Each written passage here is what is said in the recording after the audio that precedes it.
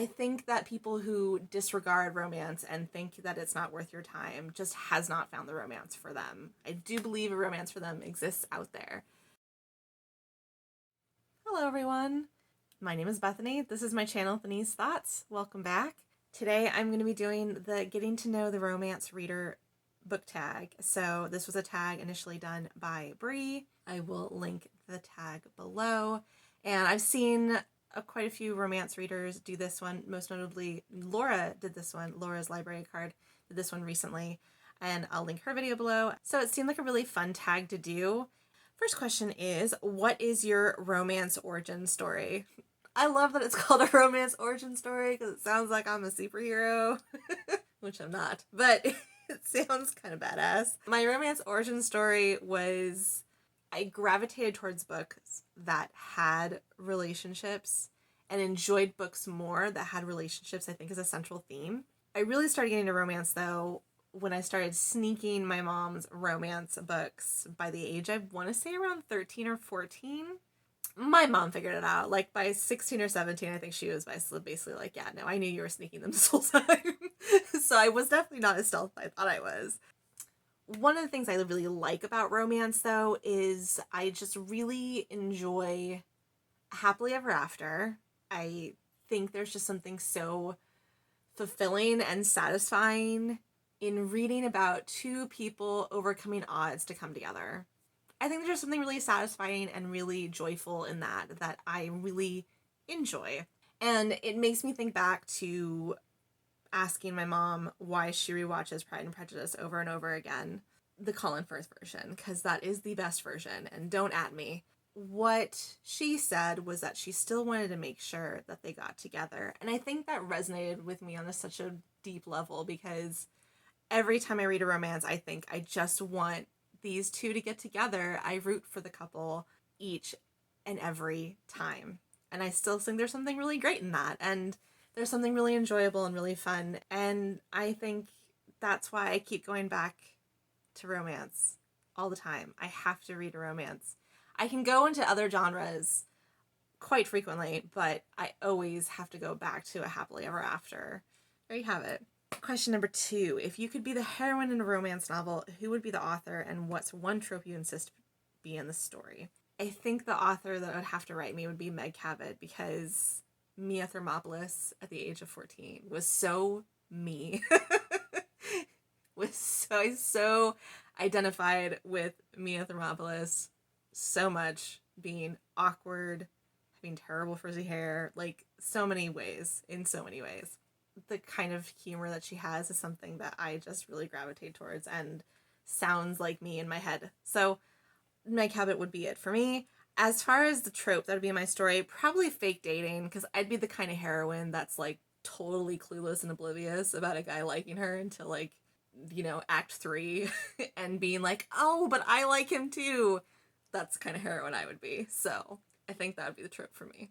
Next question is, what is the romance you've read this year that you want more people to read? So it's really early on in 2021. It's only February. I've read 28 books, though, which is fairly impressive early on in the year. So good job, me. I think, though, that I just want people to, read more Black love stories, because right now I'm doing Black Author Readathon, and I'm loving everything I'm reading, and I just want more people to read them. I want more people, granted, you can also read about interracial romance, and just Black love, all the Beverly Jenkins all the time, all the Alyssa Cole all the time, all the Talia Hibbert all the time. Just, I love their writing so much, and there's also new favorites that I'm reading and learning of this month too. So just think Black love. Black love needs more love and more people reading Black love. There you have it. Question number 4, what is your favorite romance subgenre? What subgenre have you not read much from? Interestingly enough, I don't think I knew this about myself as a reader, but what I realized last year is how much contemporary romance I read last year. And I didn't think I was a contemporary romance person, because I think historically, as myself as a reader, I've read more historical romances. And I still enjoy historical romance, but a lot of them sound the same to me, and I feel like contemporary romance has a little bit more nuance to it. There's just something always a little bit more different to contemporary romance than to historical. I guess I don't know. I've been kind of gravitating away towards historical romance, but I still have to like read historical romance every once in a while to kind of get that fixed too. So I think I've discovered that I'm more of a contemporary romance person, but I think that's because I've just changed as a reader. That's what I gravitated towards, maybe just for 2020, and that might change again in the future. As far as romance, that a subgenre that I have not read a lot of is paranormal romance. I have not read a lot of. I think mostly because I don't like vampires. I feel like a lot of paranormal romances have vampires, and I'm kind of hate them. Which I've explained in my videos before why. Vampires are gross. Anyway, I think that's the subgenre that I've mostly stayed away from. But maybe there's a vampire romance out there for me that I'll like. Who knows? Maybe. Next question is, who is one of your auto-buy romance authors? Meg Cabot, always. Alyssa Cole has become also an auto-buy for me. Talia Hibbert has become an auto-buy for me. Sarah McLean has become an auto-buy for me. Tessa Dare has become an auto-buy for me. I think these are definitely authors that like, I'll read a description and be like, yes, I must own that, and I will buy it. Thank you very much. So the select few are what I consider auto-buy. There's definitely people, that romance writers, that I buy often, but I don't necessarily auto-buy them. Next question is, how do you typically find romance recommendations? All the social medias, I think. I don't think there's one particular one that I find all of them or none of them. So I have found recommendations through Twitter. I have found recommendations through BookTube. I have found recommendations on people's Goodreads list.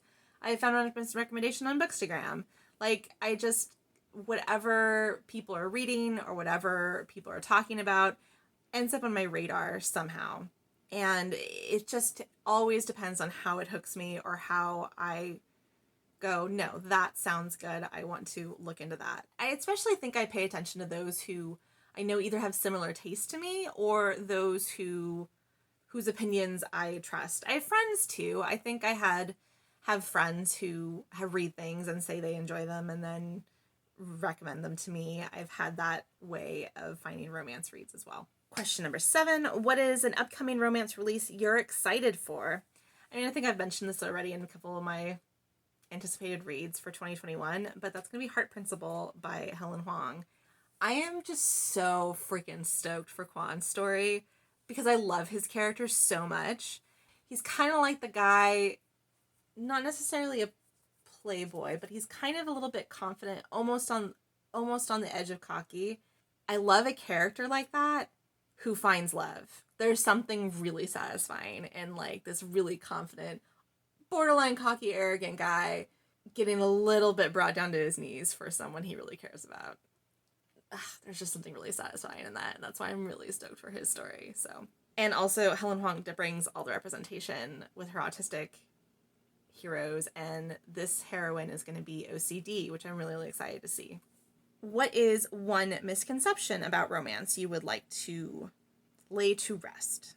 I really believe that there's a romance for everyone, and you just haven't found it yet. Like, anyone who just hates on romance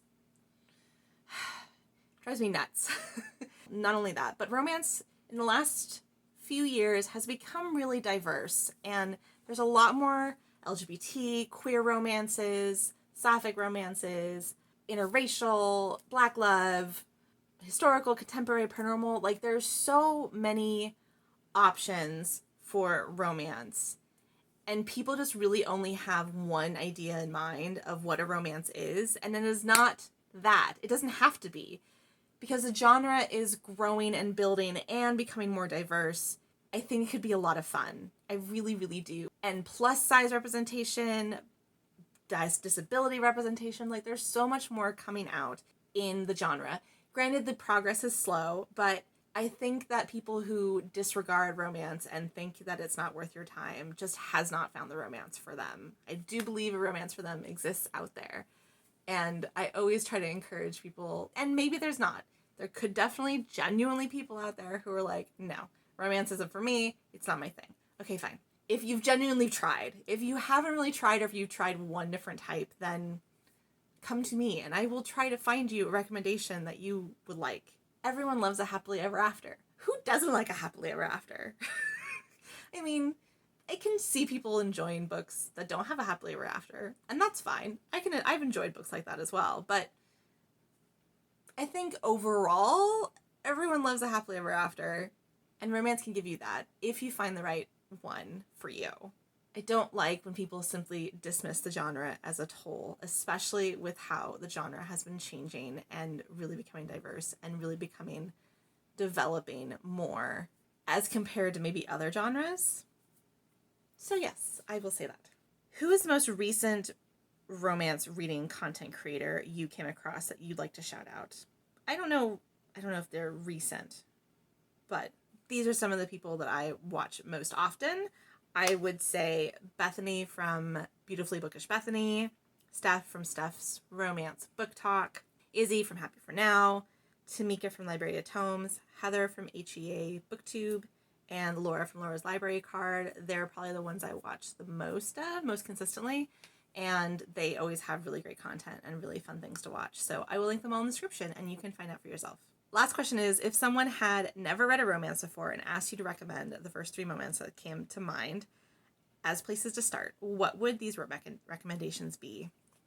Those are really hard questions. It's hard to narrow it down to 3, because again, it depends on if you like contemporary, if you like historical, if you like paranormal. So I don't have any paranormal recommendations on my top 3, but I think these 3 are most consistently liked. These 3 are particularly really good introductions to romance.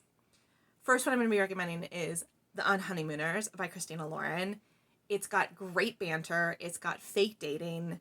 I think there's something that really translate well. It's kind of a slow build between the 2 of them, and it's light on the steam. I think it's really a great starter book for those maybe who aren't familiar with romance.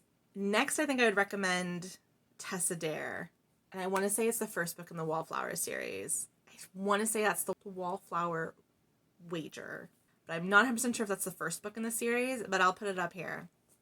It was one of my first Tessa Dare books, and I immediately became obsessed. And I also think it's a really great introduction to historical, because it's usually really light and fluffy, and there's something really sweet about it. I think she's a really great introduction specifically for historical, but also it reads enough as contemporary for people to still really enjoy it and get that old school historical bodice ripper out of their minds.